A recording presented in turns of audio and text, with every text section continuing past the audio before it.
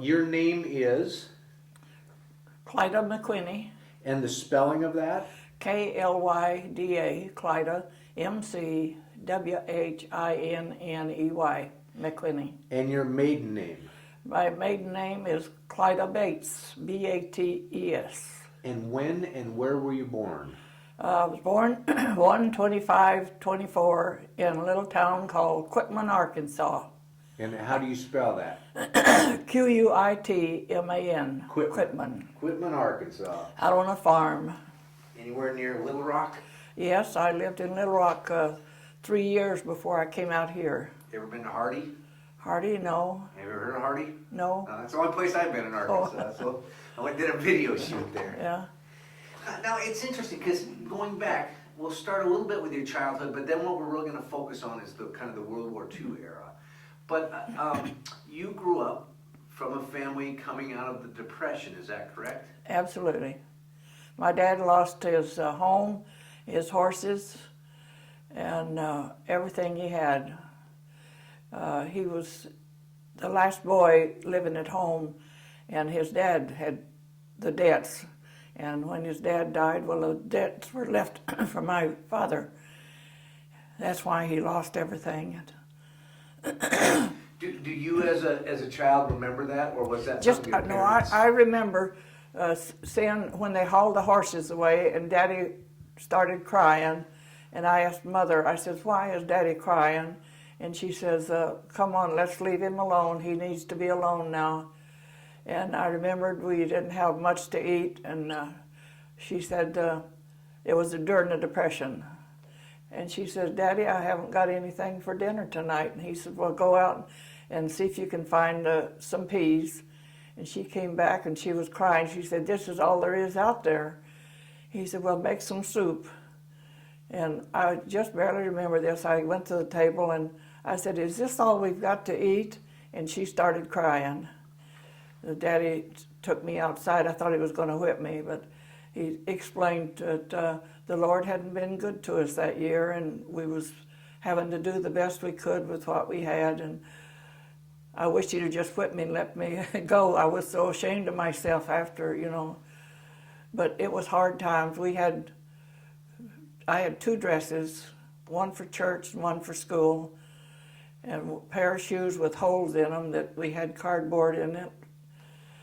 It was very hard. That's when I made up my mind, if I ever grew up to be a grown girl, I was going to go find a job and have all the clothes I wanted and all the food I wanted. That's when I went to Little Rock, when I was 17 years old. And I got a job and took sewing lessons at night, learned how to sew. And 3 years later, I thought there's a better job out there someplace. And I went to the provost office, and that's when they sent me to Boeing's. Now the war was on. The war was on, yes. That was in 1944, October 44. And we took a train. I said, "Can my sister go with me?" And they said, "How old is she?" And I said, 18, and I was 20. And they said, "Yes." So my sister and I took the train, never been away from home, greenhorns, and headed for Seattle. And we got there. They hired us both. Ruth is a mechanic and me as a riveter. Now was that a couple of things? One, here, these young girls of that era, was that common in that era for girls to take off and go to work, or was this a new adventure? No, this was common, and a lot of married women too, with their husbands that was in the service. There was a lot of married women went down, did the same thing. They paid our way on the bus, on the train, and they gave us $80 to live on till we got our first paycheck. And they had a place for the single girls, and then they had another place for the married. A lot of couples that had kids came. The husbands and the kids were hired for Boeing's too. Now was that who paid you and had the housing? The Was that Boeing paid us. They gave us $80 to live on, and I don't know what the train fare was. But that's when the servicemen got all the seats on the train, and the civilians had to stand up. Well, these two soldiers came over and asked us girls, says, "Where are you girls going?" And we said, "To Seattle." They said, "Would you like to be our wives?" "Sure."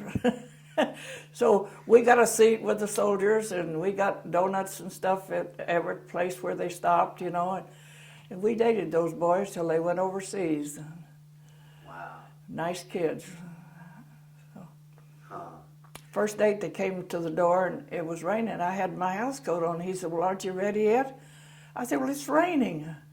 He said, "Kid, if you stay home all the time it's raining in Seattle, you'll never go anywhere."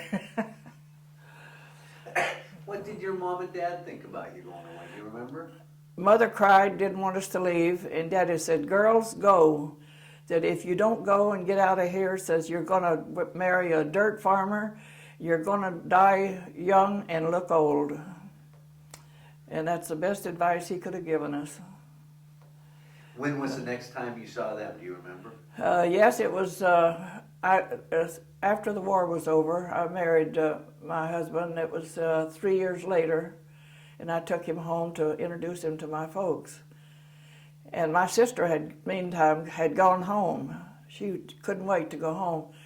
Well, when we came back, she had her trunk all packed. She couldn't wait to get back.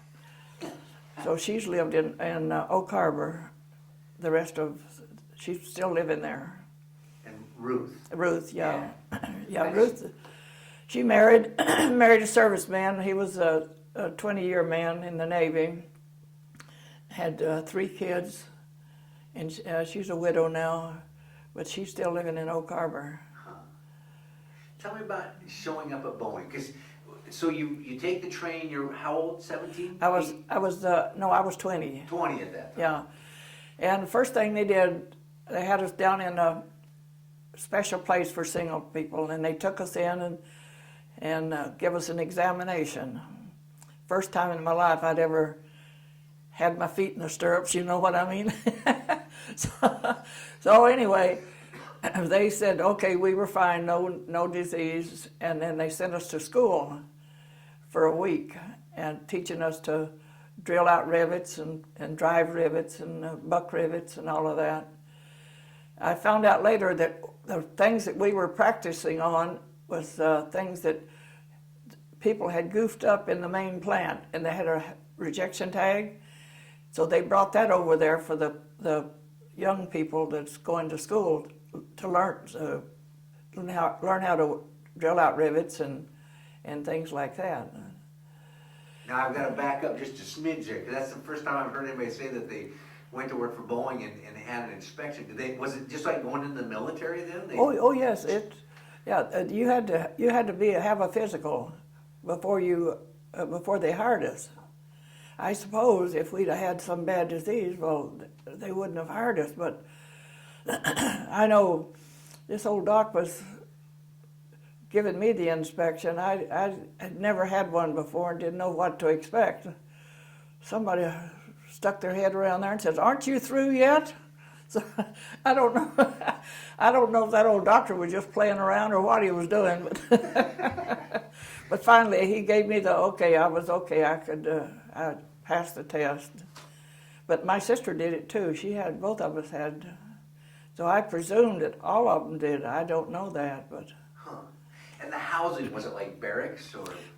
It was. Are you familiar with the Renton Highlands?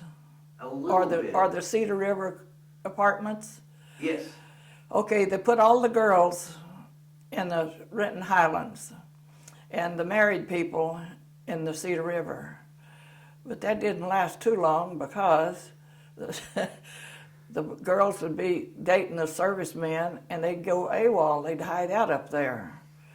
So they put us down, they swapped. They put the girls down in Cedar River and the married people up in the Highlands. They had a light out on the front porch, and the guys were not allowed to stay after 10 o'clock. But my sister and I and the 2 sisters next door, we were smarter than the average bear. We had the door in between us unlocked, so when they'd knock on my door, the boys would go over there. when they knock on the other door, the boys would come over here. So anyway, they had patrol too. They patrolled that, had a light up there on each door. You'd be surprised how often those light bulbs burned out. But it was during the war, and you did what you had to do. And I assume a lot of the young gentlemen you met were ones that were going to be shipping off eventually. Oh yeah.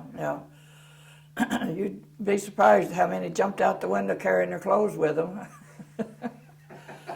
Let's get they remembered their clothes. Yeah. Now, so let's go back to the plant. They took you to this training. Was it like a classroom setting, a shop setting? What was it like? It was like a shop, and they'd give us a little lecture, and then they'd take us to these skins they had hanging up, and give us a drill, and they taught us the size of the rivets, the 3/16, the 5/32s, or whatever. And after I got where I was bucking rivets, well, my riveter would say, "Hand me a number 10 drill." Well, I'd just take a handful. I didn't know what was what, but we soon learned. And who was doing the teaching? After we got out of school, it was the riveter. He was supposed to teach me. And when it come time for me to be a riveter, I said, "No, I don't want it. I don't think I can do it." And so they waited, and pretty soon they just brought a slip and says, "You're now a riveter." Well, I learned real fast, and so pretty soon they said, well, I was good enough, and they put me on the skin. The skin riveter is one of the hardest because you don't dare leave a ding or anything on that skin. They won't buy it. Now describe the process. When you say a skin riveter, what? It's Tell okay. me the story. Okay, these big skins, they have a long, what do I want to say? Another piece of material you rivet the skin to, and then when you get all the skins, what do I want to say? It's like another piece of material riveted onto the skin. Well, when you get them all done, then you put the two big skins together like this, and usually that skin has got seal in it, a real gooey, sticky stuff, and they put it together, and then you have to rivet that, and then when you get through with that, well, you hang it up, and then from there, it goes onto the airplane that they're building.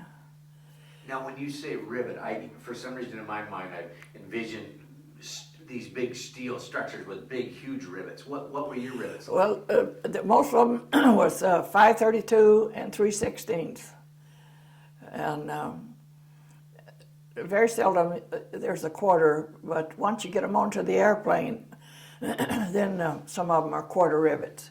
But most all of them, when you're riveting them together, are 5/32s and 3/16. So is that a one-person job or a two-person job? It's two. You have to have a bucker on the other side. You stick the rivet in, and he bucks it. Now, what do you mean bucket?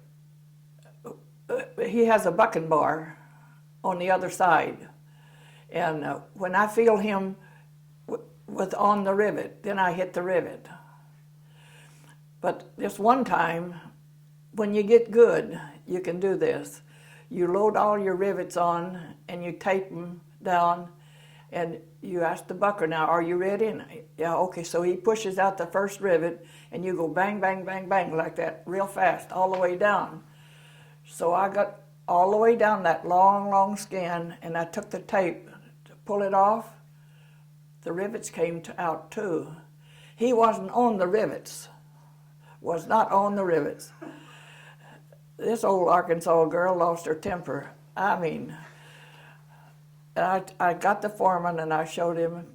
I said, I can't handle this. I said, you got to give me another riveter, or bucker. So my bucker told some of the guys, he says, boy, that old gal's got a temper. But you got to make sure your bucker's on the rivet. And he said, I'm on it. Okay, so I said, okay, here we go. So do you physically stick them in first, and then once the bucker gets there, you Hit it. are you hitting with a hammer, or is it a? It's a gun, a rivet gun. It's a flat die about the size of a quarter that's in the end of the rivet gun, and you pull the trigger and that hits it, and the bucker's on the other side. And once you get good, you know just about how hard to hit it to make it go down the way you want it. But if he wants it, if it's too high, he'll knock once, so I hit it again. If it's okay, hits twice. If you got to take it out, if he cuts a rivet or something, he knocks 3 times, and I have to take it out and put a new rivet in. And does it just hit it once, or is it da-da-da? You got to hit it more than once. Oh, yeah, okay. yeah. And I assume it sounds like the way you described it, the skins are so big that you can't see the bucker. No, the skins are at least this bigger than this right here. Oh wow, so they're 15 feet or so And long. sometimes, like one time, I was on shakedown, and they give a pickup sheet, and it tells you where the pickup is, what station, and everything. Well, this one particular had to be down in underneath the floor in the pilot's co-pilot's seat. I had to lay down like this, and I had to have a gun. My die was about 12 inches long to go up in there to get that rivet. And I told the kid, now I said, let's make sure that this is good the first time, because I didn't want to cut the rivet. I didn't want him to cut it. So we sold it. It was okay. We got it. And then there was an A riveter. I was a B there, and he said, did you do that pickup? I said, yeah, and he laughed. I said, why are you laughing? He said, I refuse to do it. And I said, you an A and I'm a B, and you refused. I was so mad. Now A is better than B? A is better than B. And did women get to be A's, or did Oh, only? yes. Oh, okay. Yes, I got to be an A. I even got to be an instructor. And I was offered a supervisor job, but I wouldn't take it because I wasn't good enough at reading blueprints. So I refused. Now, by the time that you ended up at Boeing's, it had been a while that women had already been starting to come into the workforce. Yeah. Mm-hmm. Were you accepted, or was there still friction of, oh, these women are coming in? No, we were accepted, and I'll tell you this. If we wanted to holler discrimination in those days, like we were being mistreated, or somebody come along and pat you on the butt and say, how you doing? Well, there would have been no women working at Boeing's. These women now, they come along, they put the arm on your shoulder, you know, discrimination. So was it, was that acceptable and friendly at that time, or was it unwanted? I mean, was there kind of... You're there doing a man's job, and you get along just like a man. If you're going to get paid for like a man, then you got to accept it. So nobody ever complained about being, even the supervisor make a play for you, want to take you out, offer you a better job if you go out with them and all that. Nobody said anything about it, because the ones that wanted to accept it, they did, and the ones that wanted it refused. That's the way it was. Did you have to adjust your language to kind of work with the men, or? Yes, oh yes. Hey, Klyda, have you heard this one today? You know, and they tell you a dirty joke. Well, next day, well, maybe I'd tell him a joke, you know. They thought nothing about it. It was just one big happy family. Now, which plane, during World War II, which plane did you work on, or did you work on a variety of? I started out on V-17, and then a 29, in the 707 and the B-17 and just a little bit on the 747. Wow. But not very much on that one. I retired before that. I have a real good story I'd like to tell you about the 707 if you're interested. Okay. Have you ever heard of the hydroplane races on Lake Washington? Yes. Okay. My husband and I had a 48 Chris, and we were tied up at the log boom. You know what I'm going to say? I know which story you're getting to, but I go ahead. And at halftime, the Blue Angels performed for us, and everybody fill up their glasses real quick because the Blue Angels were coming on. Pretty soon we heard a big roar, and here comes that big old 707 upside down down through the course, and it got to the end of it, turned over like that, upside down, back, right side up, and away he went. That was the most beautiful thing you ever seen. Wasn't his name like Tex, something like that, the pilot or something? Tex Johnson. And nobody knew he was going to do it. He kind of did it on his own. Yes, yes. And so next day at work, everybody that had seen it, oh, did you see it? No, and they said, oh, he got into trouble over that, real bad trouble, but never did hear what they did to him. But that was so beautiful. I never will forget that. Well, it sounds like Boeing created a real sense of pride in Yes. the work that you did. Yes. Yeah, I enjoyed all my time at Boeing's, and I just wished I could have stayed longer. Did they, when you got done with the plane during the war, did you see the full process, or were you kind of a cog in the machine? Oh, no, I seen the whole thing, and then later on, well, we were put out on the final assembly line, and we were doing shakedown. And that was the pickups that had been missed or something, and we were on it when it went out the door.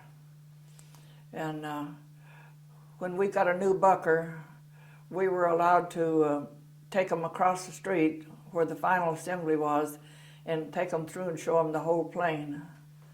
And did they do a big send-off for them during the war, or were you just so busy they were just... Oh, no, ever so often they would. Like, I sent you 2 pictures, I think.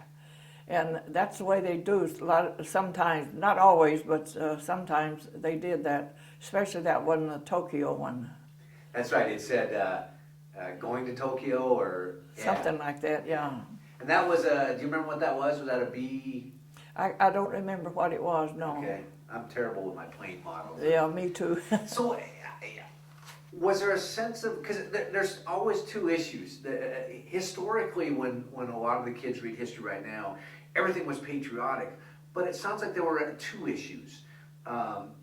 People went to a job like this maybe out of patriotism, but also you were coming out of the Depression. Was there a patriotic aspect for you going to Boeing? Yes, there were, because well,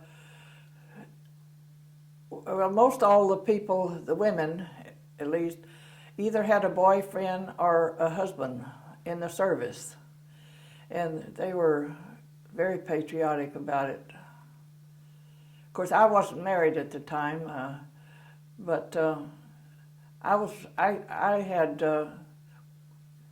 thoughts of the boys over there being killed and all that, and we all did the best job we could.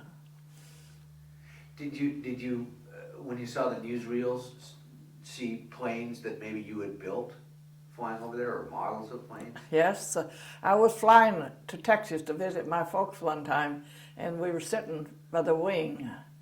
I just happened to look over. I seen a little red circle. Oh my goodness! Look, what the heck? There was a rivet missing. The inspector had marked that rivet out as being a bad rivet, and somebody had not replaced it. I watched that thing the whole trip, because I didn't know what that was holding down below. There's something that doesn't have a rivet down there.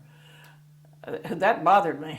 I would imagine so. That's where ignorance becomes bliss. Yeah. I mean, you know too much. So. Yeah. But I wasn't familiar with the wing section of the airplane, and I didn't know what was underneath there. So a lot of what you did was for the fuselage? Is that where a lot of your skins went, or did a lot of your skins? No, it went on the sides of the airplanes. One of them was the cargo doors. I did the skin where the cargo doors are open, where you know, come in and out of the airplane.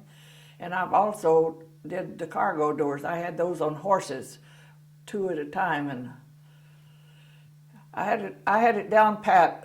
It had 3 sizes of rivets, 532, 3/16, and quarters. So I'd do all the 532 rivets on this one and the same over here. So when I got through with one, I had them both finished. One day the supervisor come in there and says, I don't want you to do that no more. And I says, why not? He says, you're getting too many doors stacked up out there. He said, do them one at a time. And I said, well, it's faster to do it this way. He says, why are you old-timers always set in your ways? But he was the boss. So. He wanted you to do it a less efficient way because you were too good. Yeah. Huh.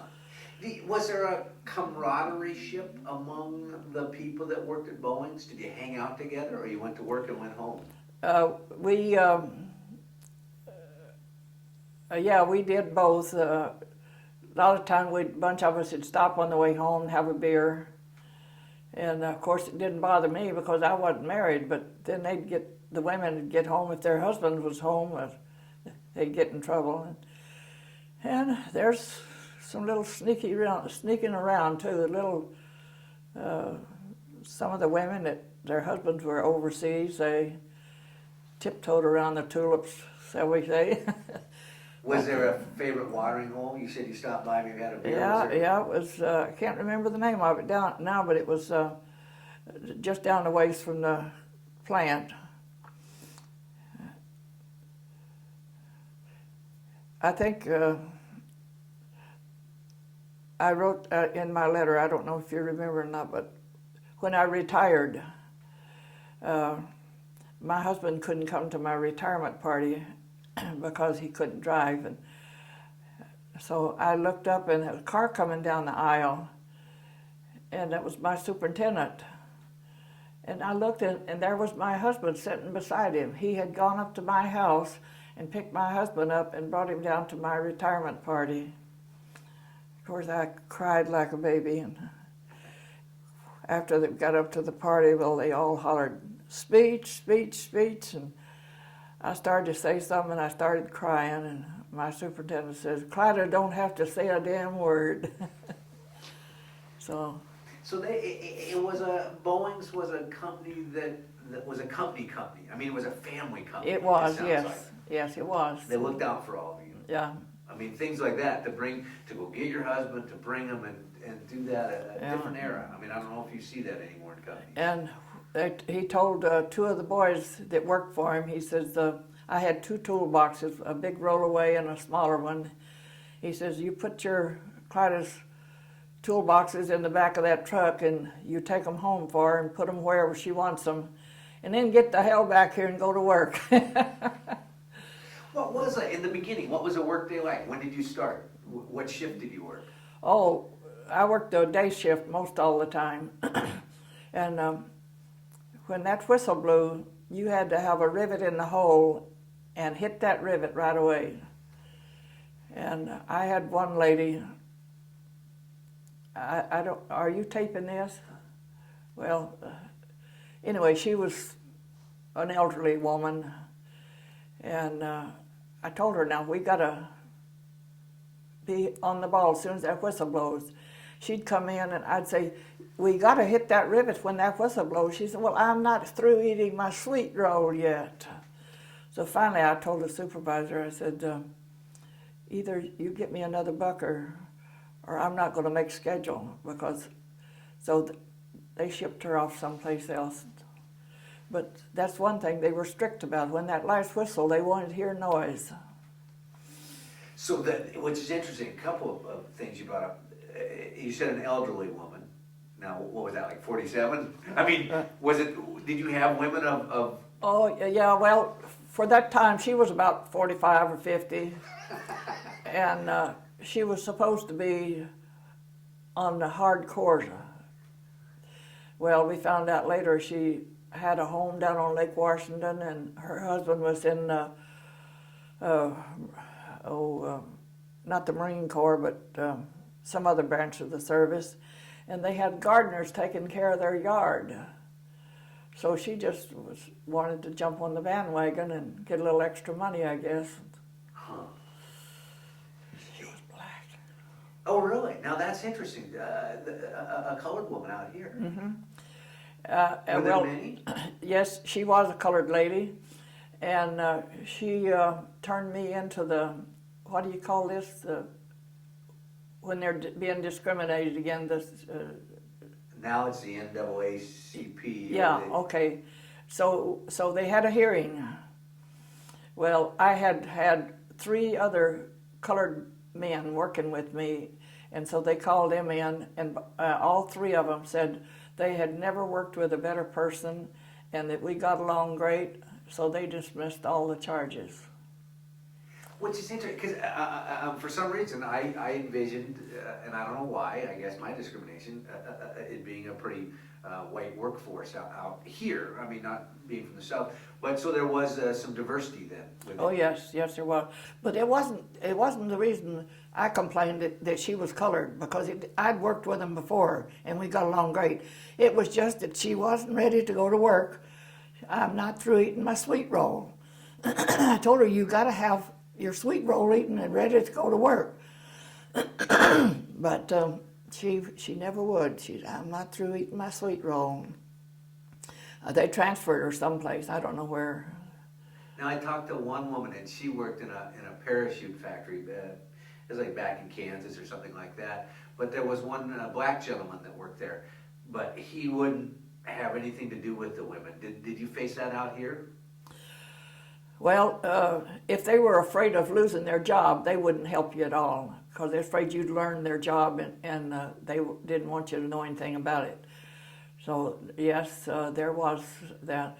And another thing, when they brought that 707 in to be refurbished, well, they picked 30 from our shop to go do the refurbishing. I was one of them. So my supervisor said, well, here's a sheet of paper with some pickup on it. You do this. Well, I didn't recognize the station on it. You know, it tells you what station. So I asked somebody. It was clear up on the tail, way up. And I said, well, how in the world am I going to get up there? And they said, well, you go to the tool room and check out some harness. I did. Well, I didn't know how to put the harness on. They helped me put the harness on. They called the crane, now get this, and hooked me up to that crane and took me up to that section up there. And when I got up there, I had my tools with me, and I seen the rivet they wanted taken out. I took it out. I waited and didn't have a bucker. I couldn't do it without a bucker. Lunchtime came. Well, they came and got me and brought me back down. I said, I got to have some help before I can finish it. Well, we'll send somebody up there. They never did. So I sat there all day, didn't do a thing. Next morning, I got my harness and went back up there. Some guy came up there and they said, what are you doing up here? And I said, I'm waiting for somebody to come up and help me do this. He says, have you been certified? I said, I don't know what you're talking about. Oh, you got to be certified to come up here. He says, you can't come up here. I said, well, I was up here all day yesterday. And I said, well, no way. So he went down, he got the supervisor, and they took me down. I wasn't supposed to be up there at all. So I spent a whole day and part of another just waiting for somebody to come and help me there. And I didn't like that either. When you started, I think you mentioned it a little bit because you got way ahead on the doors. Did they give you a quota during a day when you started and said, oh, yes, you want to do this much? Or there's a bar chart, and they take a couple, and each job they do, they time you, see how long it takes you to do that. Well, they mark it off in little squares. That's 2 hours or 3 hours or whatever. And by the time that day's over, you're supposed to have that bar chart all colored off. If you're too slow, you don't get it done, so you get a whipping, so to speak. This was when I was bucking rivets, and Homer Carter, a black guy, and we got along great, and we had to method study guy come out, was going to time us on that particular job. So the supervisor said, now I want you guys to slow down. Says, you know nobody can do it as fast as you, so slow down, don't do it so fast. Homer says, okay. Well, he left. He says, Klyda, let's give her hell. We did. I'm telling you, we finished that in nothing flat. And the supervisor was mad at us. But I don't think anybody could have ever done it, because he's a strong guy. He would put one rivet in, hit it, one rivet, hit. With one hand, he'd rivet that, just like that. And I was right behind him. Did they, if you didn't meet your quota, did they push you off to another job, or did they actually get rid of people? Just give you a little talking to and tell you to get your butt in gear and to go a little faster. So. Did you bring your lunch with you to work? Oh yes. So what would a lunch be of that day? Did you carry a pail? Yeah, well, it was a paper bag, a sandwich and a cookies and a thermos of coffee, and we had extra half a sandwich. It's 10 o'clock. Had a smoke break, they called it, at 10 o'clock for 10 minutes, and then the lunch was 30 minutes, and then a smoke break in the afternoon, 10 minutes. Did everybody smoke? Oh yeah. Lucky Strikes? What'd they smoke back then? Lucky Strikes and Camels. And one guy was on a swing shift. I don't know who he was. I came to work the next morning, and we looked, and where my bucker was supposed to be on that side, there was tobacco spit all over it. And it was chewed tobacco. And I told my supervisor, I said, my bucker's not going to work in stuff like this. She was a girl. And he looked at it, and he says, just leave it the way it is. So that night, I guess, I don't know what happened to the guy, but they made him wash that whole skin all the way. But he just working in there and spitting right on the skin. See, now that's interesting, because you're the second person who's mentioned that. But the other one, the guy was a little more aggressive, and he did it more to kind of tick off the woman that was working with him. Well, I don't know. That could have been too, because this girl that I had bucking rivets for me, I didn't like women working with me. They were too, broke a fingernail, but she was beautiful, blonde, and I said, oh, I'm going to have trouble with her, because I had a black supervisor. And as soon as she came in, I seen his eyes light up, and I thought, oh boy. So anyway, I taught her real fast. His favorite thing was to get her over to the ONI board, like he was explaining everything to her. Of course, she didn't know anything, so I got busy real fast and taught her everything she should know about that. When he'd take her over there, she'd say, I already know that. Now, what did you say, ONI board? Yeah, that's what they call it. That's where your bar chart is. Oh, okay. It tells you what you're supposed to do and how fast you're supposed to do it and all of that. Well, she was a hard-working girl. I liked her because, and I found out later after she got transferred someplace else that she made supervisor. So your supervisor was basically hitting on. Yes, he was. Now it's interesting, because you said you had a colored supervisor. Yeah, he was a black guy. Now again, a lot of history would say that when there were black folks, there was again discrimination. They weren't allowed to climb up. But it sounds like at Boeing, everybody came to work. He was my supervisor, and I've noticed that the black people really go for blondes. And she was, well, of course it was dyed, but she was a very pretty girl, and she was about 21. And I would say he's in his late 30s, but he really was after her. And so I'd even go up and tell him, if you want me to make bar today, you got to knock it off, And so he finally got to where he left her alone. Do you remember where you were when you heard that the war was ending? Yes. I had gotten mad at something that went on at Boeing's, and I said, I quit. And I walked out. And I had a job at a sawmill. I was a catcher. The guys were sawing big pieces of lumber, and I would catch it and stack it. that's where I was working at the time of the war was over. And they closed the plant down, and I went home, and I turned the TV on, and it was showed that Seattle, they were dancing in the street, and I had, my husband was my boyfriend at the time, he was still in service, and he came up to the house to see me. He had a quart of beer, and he said the taverns were all closed, and one little mom and pop grocery store hadn't heard that the war was over and they were still open, so he got a quart of beer, and he came up, and we drank that quart of beer and celebrated. But they were just dancing all over the street in Seattle. Now I have to ask, and I'll explain why. Do you remember what type of beer it was? Olympia. That's my family. Yeah. And my great grandfather was the founder of the Olympia. Oh, really? Yeah. So I just was curious what people drank. It was Olympia. We drank Olympia beer till they quit making it. Wow. Yeah.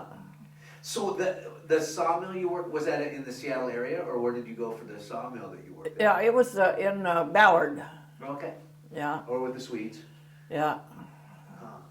What's it, so? And I gotta ask, why did you get mad at Boeing's and leave for a while? 'Cause you Well, came back. a lot of times I wanted a Saturday off. That's when we were working Saturday and a lot of times Sundays, and 8 and 10 and 12 hours a day. And if I wanted a day off and they wouldn't give it to me, so I'd just get mad and quit. And that one time, he told me, that my supervisor said, if you can get somebody to take your place as a skin riveter, you can have the weekend off. Well, I had a friend there, that he was a riveter, good riveter, and he liked overtime. And I asked him if he'd work, and he said, sure. So I got back, and he had one of those skins that you rivet together with all that goo and stuff to do on it. Well, he got a rejection tag. They had to scrap the whole thing. And the supervisor says, no more Saturdays off for you. So you did a lot of times 7 days a week then? Oh, yes, yes. You said 8, 10, 12 hour. Yeah. We didn't do too many 12 hours. They tried to give us Sunday off. But I have worked 8 hours on a Sunday, but we worked a lot of overtime. What did it sound like in the plant? Noisy. You had to wear earplugs. Yeah. And was there a smell to the plant? Well, no, I didn't notice it. I mean, is there welding going on, or is it just riveting, Oh, or is there's it hot? there's welding, but it's mostly in a different shop. It's not too much welding in the shop where I was.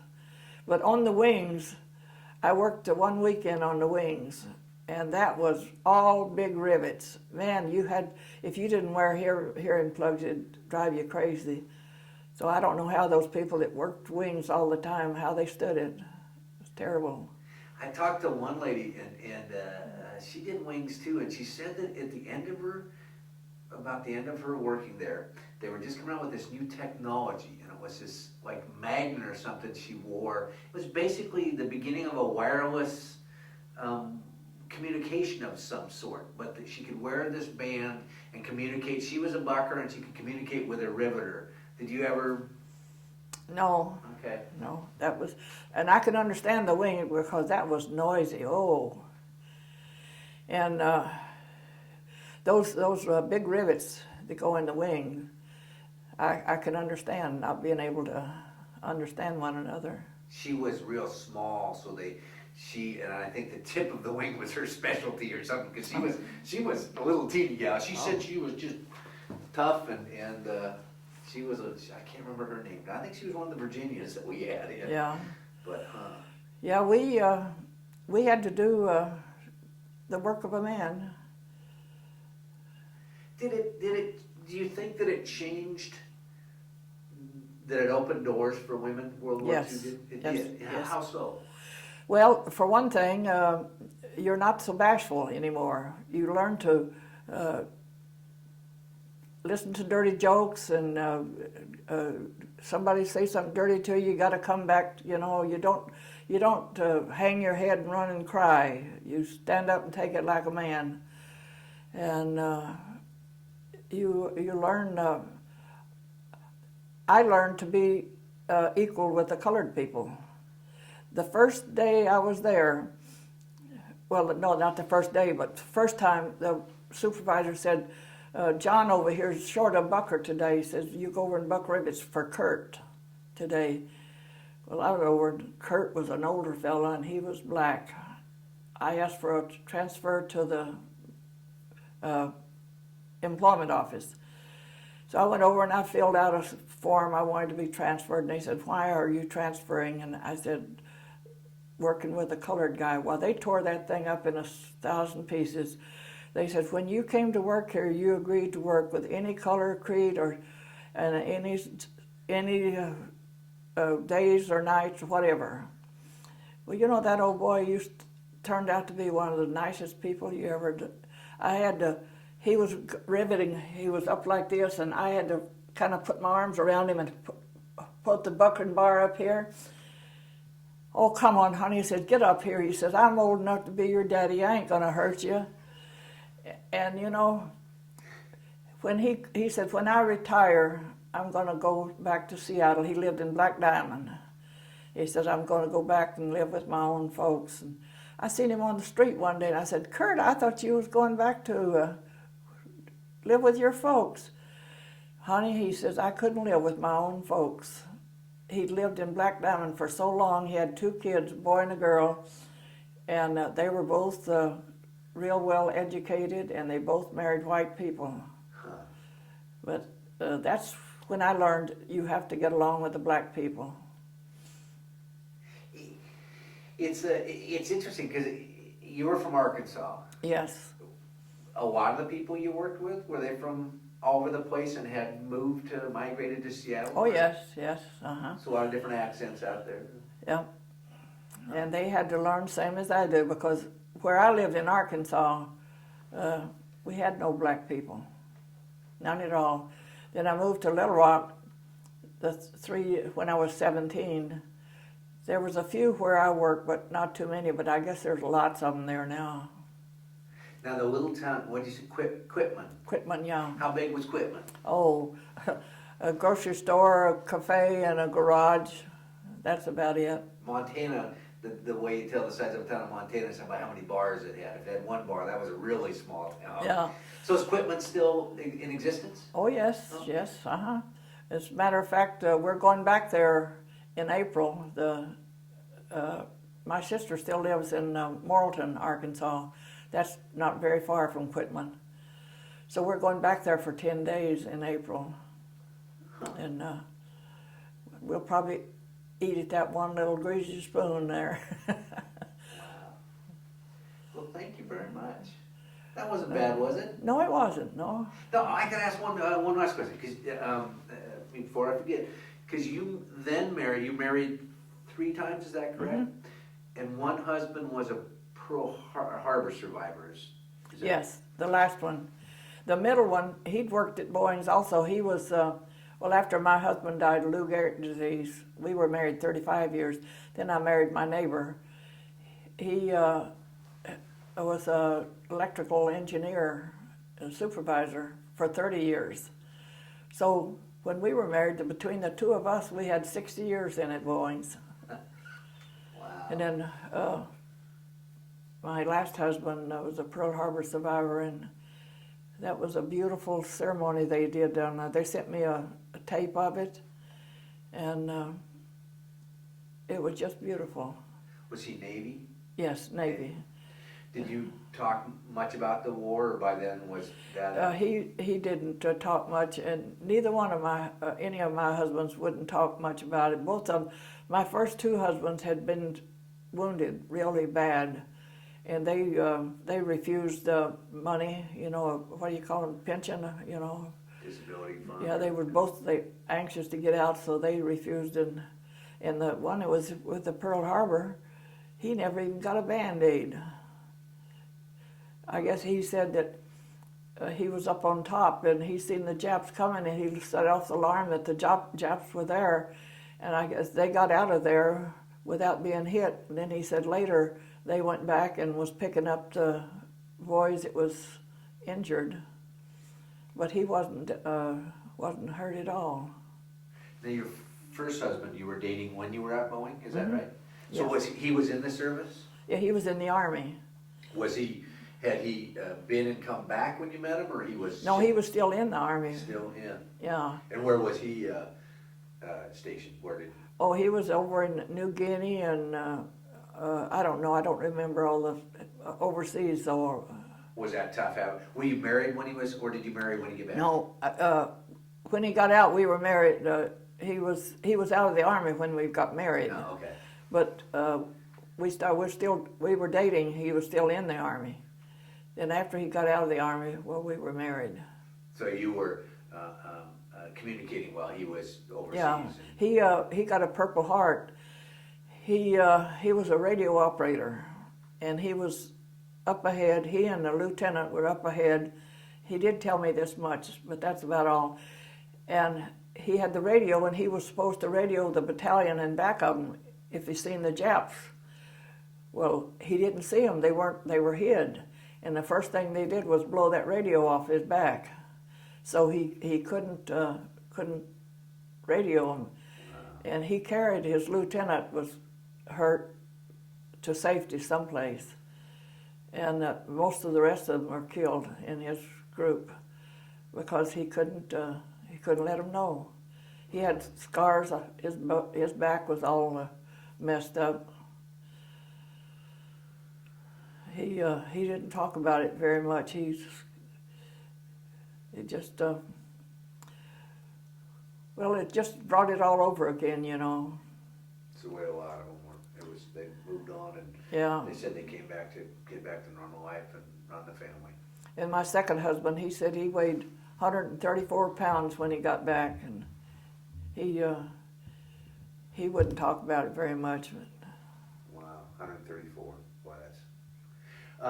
I'm going to shut down now because I'm just about to end the tape.